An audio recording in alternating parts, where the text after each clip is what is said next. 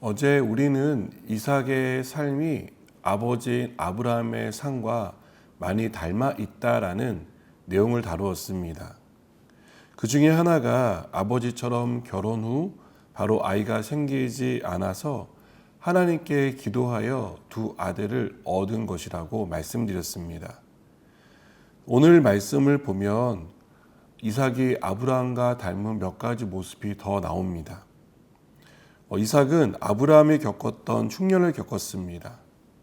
그리고 아브라함이 아내였던 사라를 누이라고 속였던 것처럼 이삭도 아내인 리브가를 누이라고 속였습니다.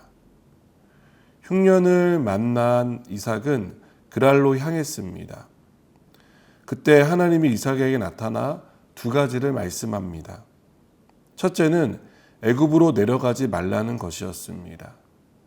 둘째는 하나님이 지시하는 땅에 거주하라는 것이었습니다. 약속으로 주신 땅을 떠나지 말고 그 땅에 머물라는 것입니다. 그래서 하나님은 아브라함에게 주신 약속을 이삭에게도 주시는 것을 봅니다. 하나님은 이 땅에 거류하면이라고 말씀하시며 하나님 말씀대로 순종하면 어떤 복을 받을 것인지에 대해서 말씀하십니다. 먼저 하나님은 이삭과 함께 하겠다고 약속합니다. 그리고 이 모든 땅을 이삭과 그 후손에게 주겠다는 약속을 합니다. 또 아브라함에게 맹세한 약속을 이루어 이삭의 후손을 번성하게 하겠다고 약속합니다.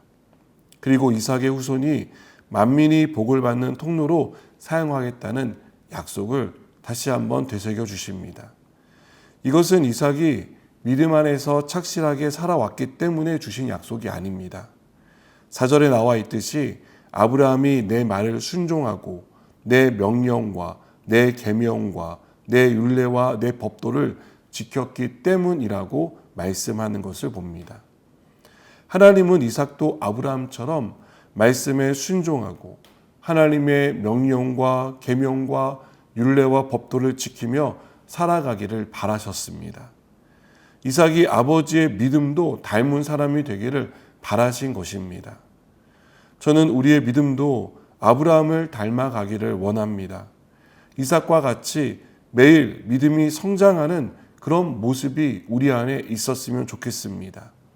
그래서 하나님의 간섭과 하나님의 도움을 경험하는 은혜가 넘치는 삶이 우리 가운데 이루어지기를 소원합니다.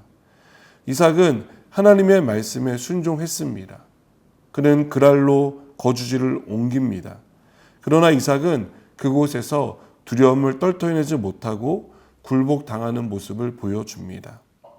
아내인 리브가를 누이라고 속이는 일을 한 것입니다. 7절은 그 이유에 대해서 리브가는 보기에 아리따움으로 그곳 백성이 리브가로 말미암아 자기를 죽일까 하여 그는 내 아내라 하기를 두려워함이었더라라고 말하고 있습니다. 순종은 믿음에 대한 반응입니다. 그러나 이삭의 믿음은 아직 온전하지 못했다는 것을 우리에게 보여줍니다.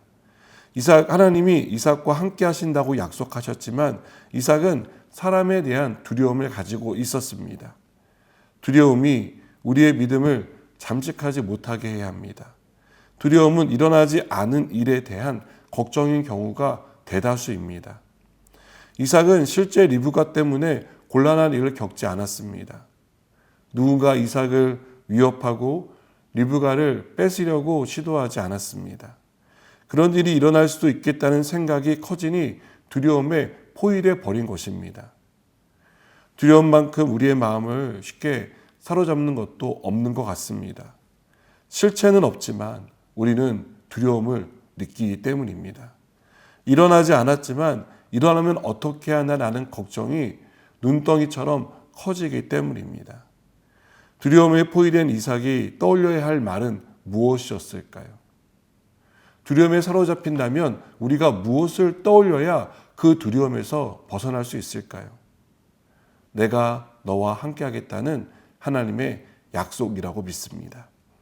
하나님이 두려움에서 건질 수 있다는 믿음이라고 믿습니다. 하나님은 이삭을 두려움에서 구하기 위해 아비멜렉이 이삭과 리브가의 관계가 어떤 관계인지를 알도록 환경을 조성하셨습니다. 왕인 아비멜렉의 입을 통해 이삭과 리브가를 보호해 주신 것입니다. 이처럼 하나님은 우리가 생각하는 두려움보다 크신 분입니다. 또 우리를 두렵게 하는 그 문제로부터 우리를 구원해 낼 수 있는 구원의 하나님이십니다. 우리가 약속을 믿고 두려움에 사로잡힌 사람이 아니라 그 두려움을 떨쳐내고 이겨내는 그런 믿음의 사람이 되었으면 좋겠습니다. 믿음 생활하다 보면 실수할 때도 있고 넘어질 때도 있을 것입니다. 그러나 믿음으로 다시 일어나고 순종함으로 나아가는 우리 모두가 되기를 축복합니다. 기도하시겠습니다. 하나님, 우리가 믿음으로 살아가기를 원합니다.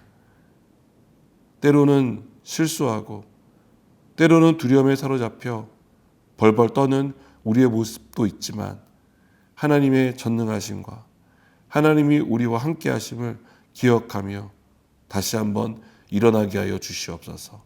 예수님의 이름으로 기도드립니다. 아멘.